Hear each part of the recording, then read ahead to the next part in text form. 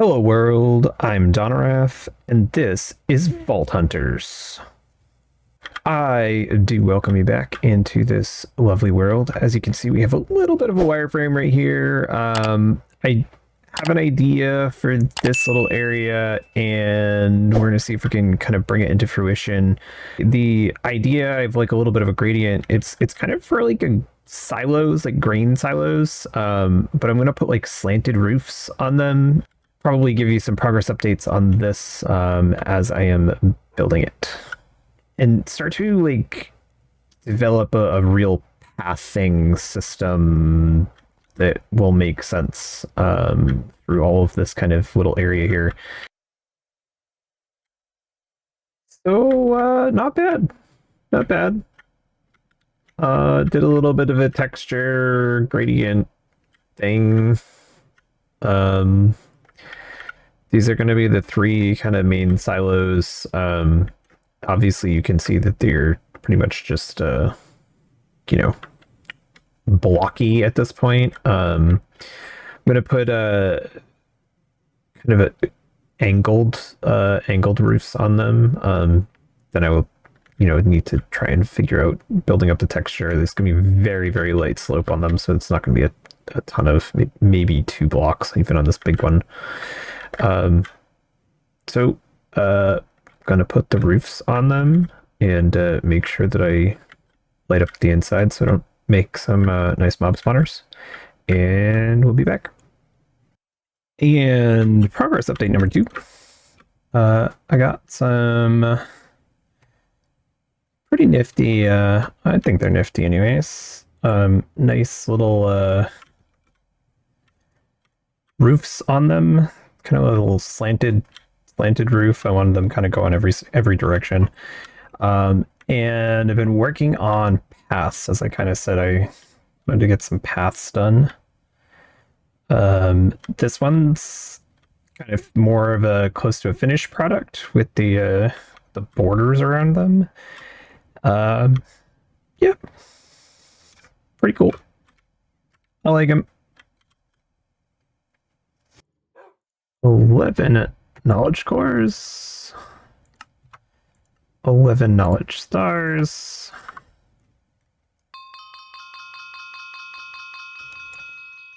It's a really annoying noise back to back like that. And backpacks. Then we do big backpacks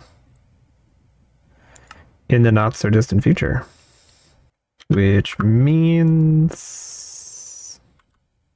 we get to make all of these bigger. So crafty time.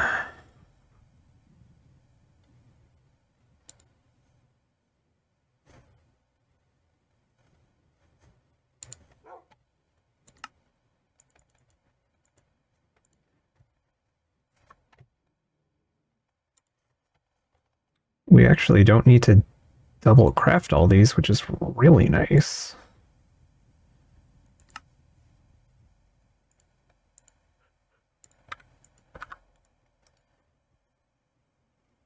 So yeah, that's a thing, which is really cool.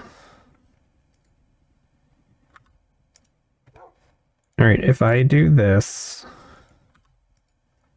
it doesn't lose anything. That's pretty sweet. Okay. And that's a bigger backpack. And I'm always like mildly. I'm gonna take everything out of it. I don't care about the vault suites. But I definitely care about the repair cords and all the fruit.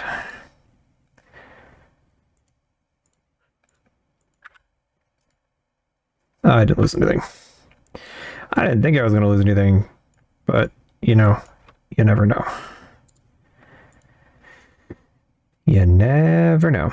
Okay, so let's do this.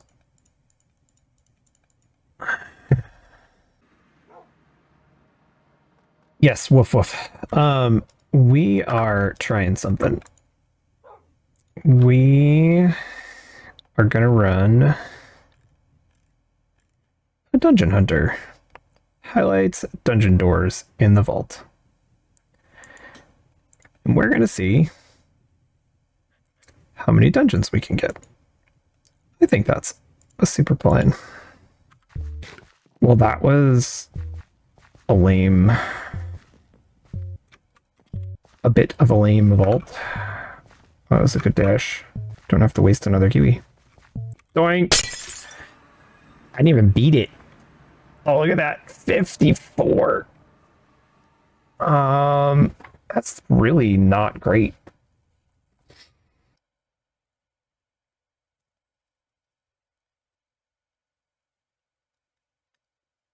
The dungeon mobs do a lot, huh? It's pretty crazy. Give me almost 38k experience, and we leveled. Path update. I've got the border around the path. I think I like it. I also kind of made these totemy fire torchy things, tiki torches, I guess. Massive Minecraft versions of tiki torches. Put a couple more of them over here as well. And lined this path. Lined half of the path at least. And this was up last time, I didn't call attention to it, but I put a little fence up here so that you don't, walk off the cliff. I think I'm gonna start detailing the sides of this next, and then we shall be back.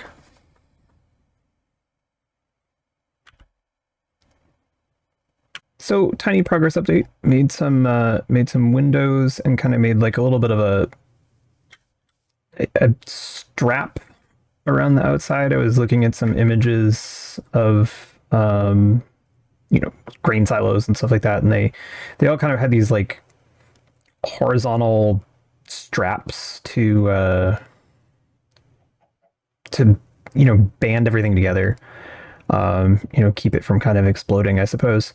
And patented Iscal fan up here. I used the chromatic trapdoors because I thought the little like white would look cool. But typical Dono got very distracted and ended up going down a path which was I needed black concrete to kind of black out the behind the windows there. I'll show you kind of how I did that in a second. But so instead of using my silly little concrete maker over there, I figured I went the thermal route, so we should use a fluid encapsulator, which just uses some water. There is a aqueous accumulator under here, and it pulls the water into that. And then you just plop whatever you want in here.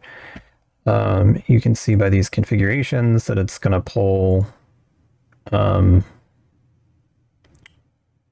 the items from the left into the right, and then pulls the water from the bottom. So that got me going down a path, and I was like, blah, blah, blah, blah. Oh, I can just use this guy, this little solar panel. Wasn't powering enough, didn't like it because I threw this just resonant augment in it. It uses 80 RF per tick, so it would have needed a hardened solar panel, and then it would only work during the day because it's a solar panel, and I was like, meh. So I went the route of Ender Gates. So in Ender Gate, per typical modded Minecraft fashion, has kind of a progressive craft. So you need the energy cables, and then you need this guy in the middle. It's called an Ender Core. And the Ender Core needs an energizing setup. So I just threw together a very, very basic energizing setup. Worked the rods up to hardened rods. Replaced all the cables with hardened cables. So you can just put things in there. I shall show you.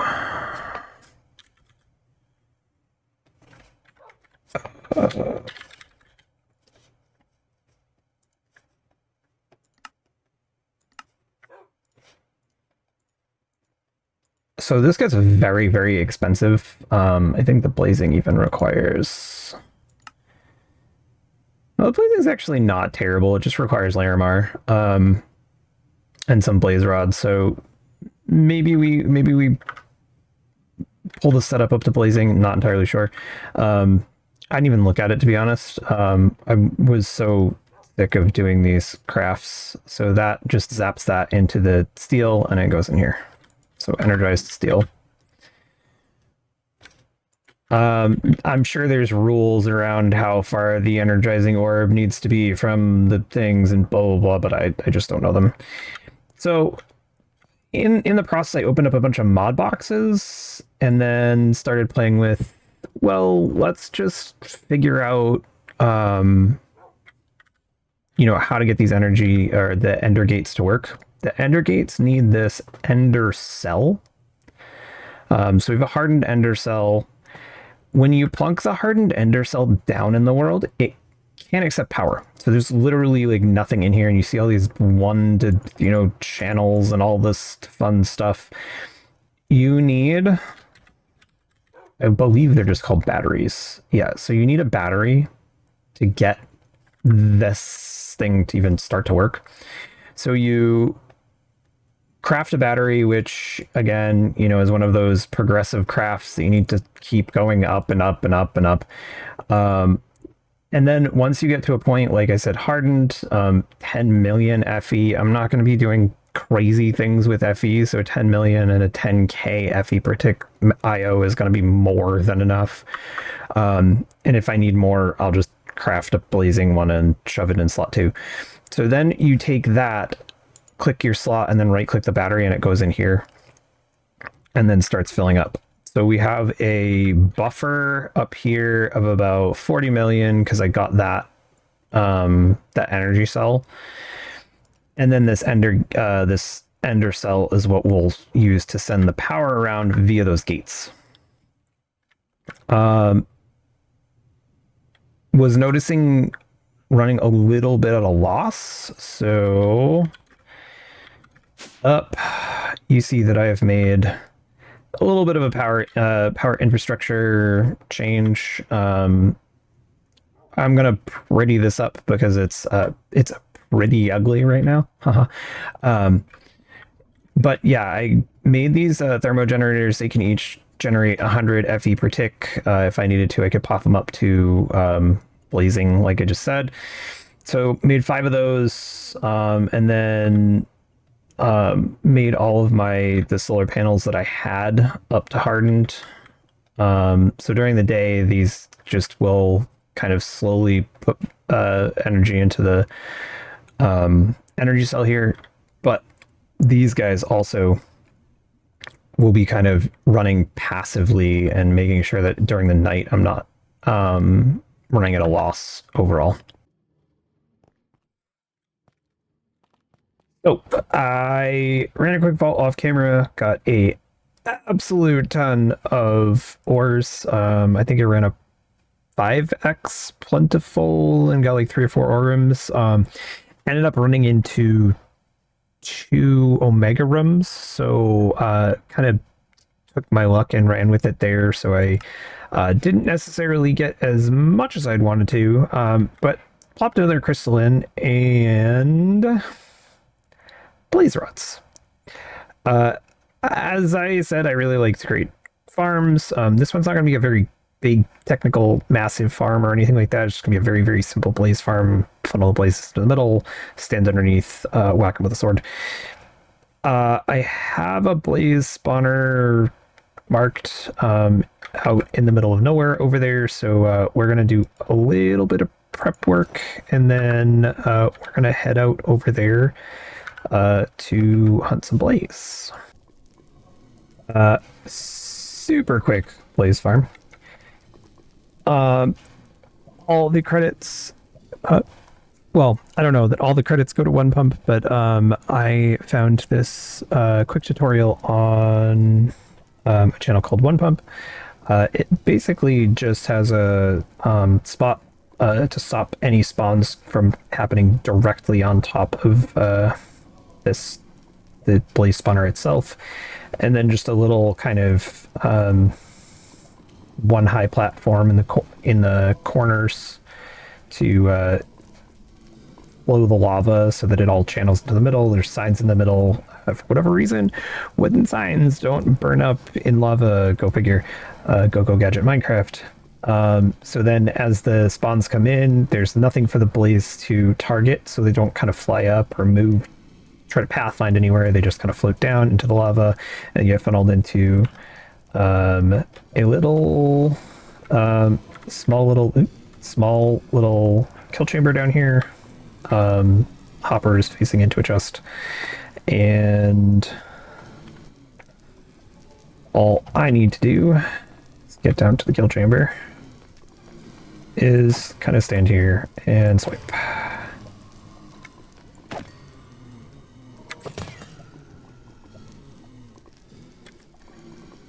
Can even turn my magnet off.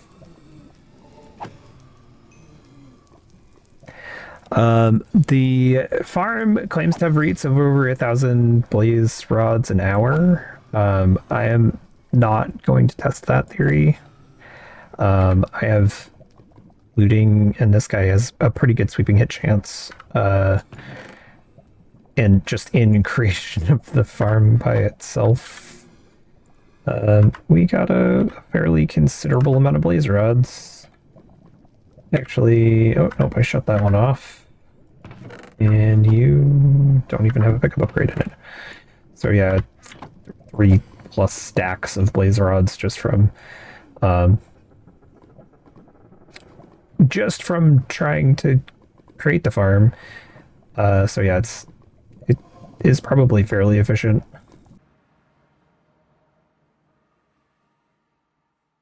And blaze rods. Back on, and then we go cacti and quartz. Pretty easy crystal. That farm took me a whopping maybe 15 minutes, but I had already kind of cleared up that spawner beforehand. It was pretty much just my manual spawner that I had was using to just kind of go in there and swipe at some blaze every once in a while when I needed it. And this run, we are gonna do coins. So we have that. Now let's do 5. I think 5 is good. It's usually not too terrible. And when I hit that, you can also see that it removed a random negative modifier. And then when I go into the vault, I think there's a chance, there's actually a really good chance of me actually not getting by this infuser. There's a 60% chance to not apply a negative modifier.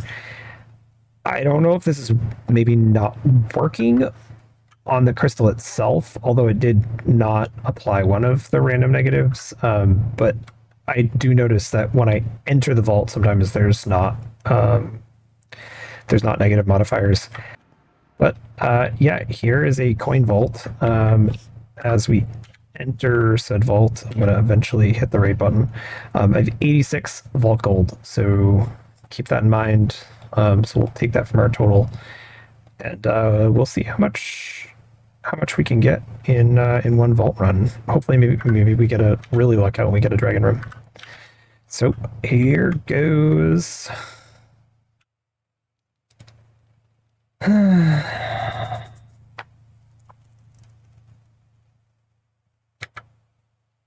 You know,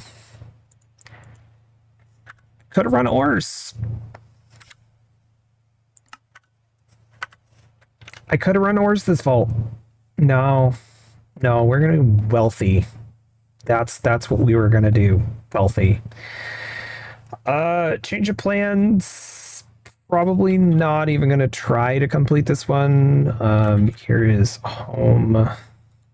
We're gonna make it white just so that sticks out.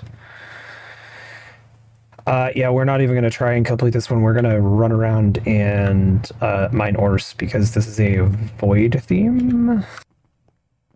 And there is none in this hallway, and this is my start room because I remember the first room was a Villaggio. That's kind of awful. But that would have been a hard vault to win anyways with that much mob essence. Purple mob essence comes from tanks, so I can't imagine me trying to actually win that. But all said and done, I got a full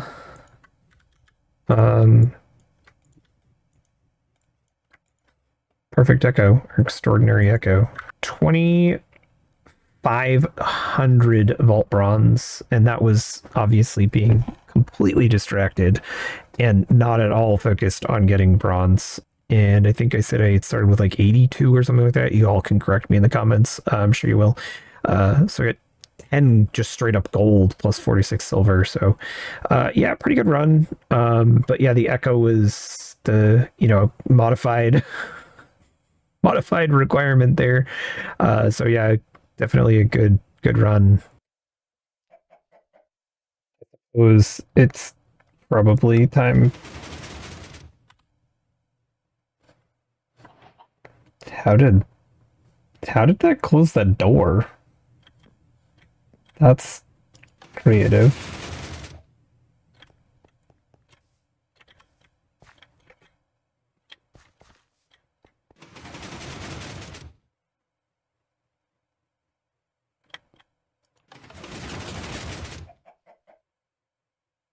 Did I make this auto close? I think I made this auto close.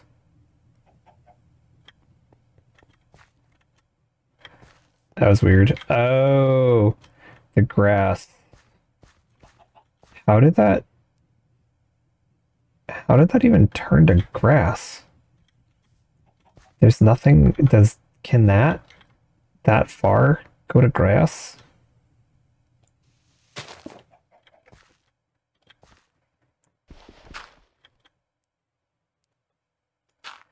Weird.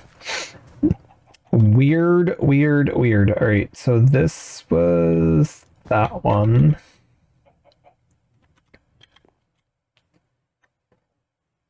And I can't see what the other ones are. All right, I got distracted. Uh, so this is the architect going into and we get a free neuralizer. That's nice. I'm probably not gonna do the divine paradox part of the playthrough. Didn't particularly care for it. It's kind of like an uber overpowered vault that you can run, but the rocks in this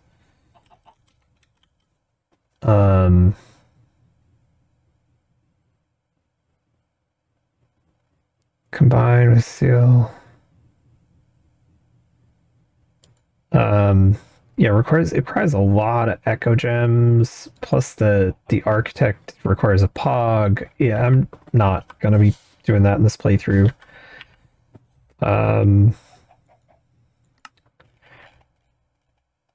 Treasure keys, we craft a blank key, we get a free echo gem, that's kind of nice. This is for the ascensions, which is a playthrough, and then kind of more to come.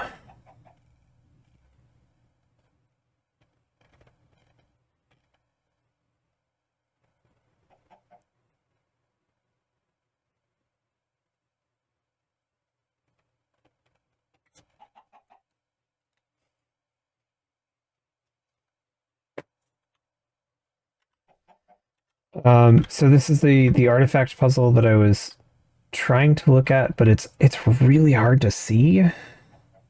Um, like I tried even putting let's let's not put that in our inventory. Um, like I even tried putting like a white background on it, just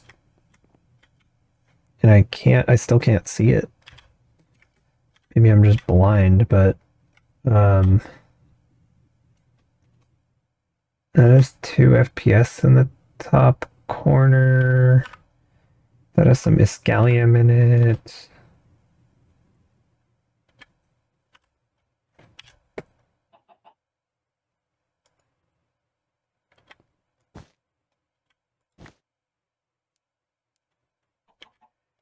I have 3 of these, so I can burn these to get the other ones back.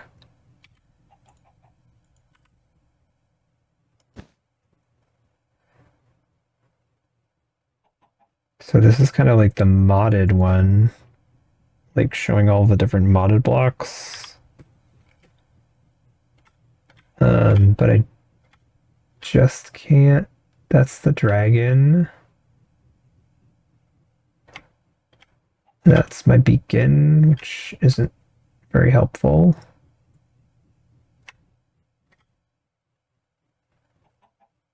Oh, it's right there. Okay.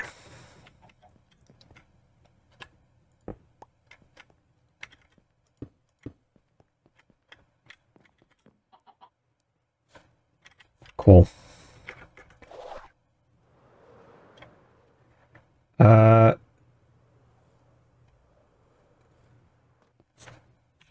yeah, so probably make a treasure key just because I get the free Echo Gem. I don't know that I'll be playing Ascension. Maybe once I get if I hit level 100 on this playthrough, maybe we do it then.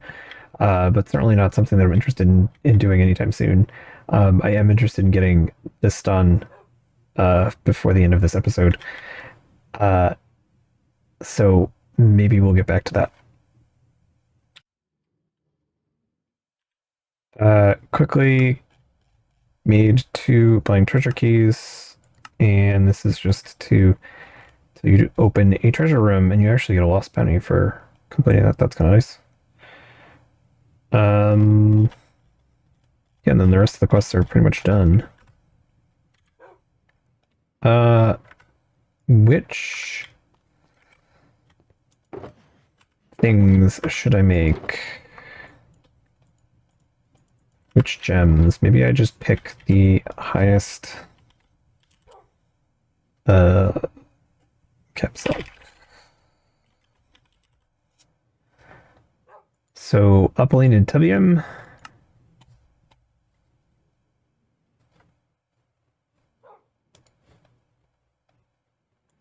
So make a tubium cluster and an uplane cluster. And I think it's in the smithing. Nope, it's in an anvil.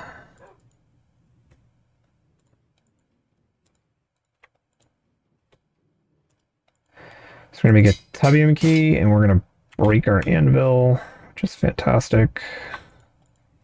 And we're gonna make an uplane key, and we're gonna break that anvil too. Which could be something that just happens that might actually just cause a lot of damage to the anvil. Actually gonna do that because that fell in my head last time I was digging under there and broke it on top of my head. Thank you so much for watching. Had a blast today with kind of our silos. Definitely a nice addition to the base. Still got a little bit more detailing on it. And obviously an interior to do and, find a better home for some of these machines. But that said, I do hope that you enjoyed yourself. Please leave me a like and a subscribe on the video if you would not mind. And come back. Maybe bring a friend next time. Take it easy, y'all. Have a great day.